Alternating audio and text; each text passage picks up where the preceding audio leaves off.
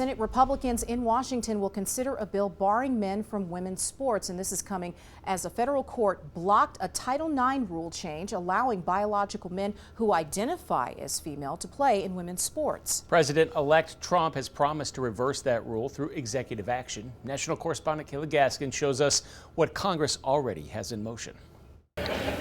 In this first full week of the new Congress, Republicans reintroducing legislation barring transgender athletes from participating in women's sports. We have a long way to go. We need Republican senators, hopefully Democrats, with daughters who want to protect them. So let's keep this going when hopefully Congress can vote and make this permanent. Senator Tommy Tuberville leading the way in the Senate. Representative Greg Steube sponsoring the House version.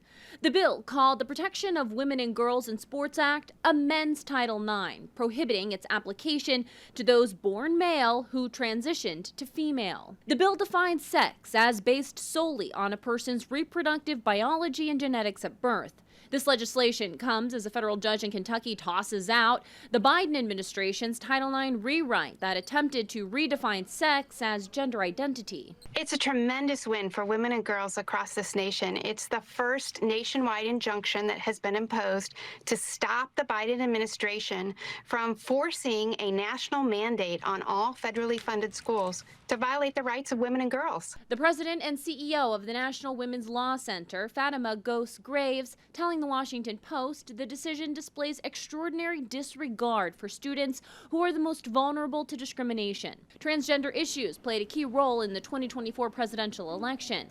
Trump promising executive action on day one. With the stroke of my pen on day one, we're going to stop the transgender lunacy, and we will keep men out of women's sports.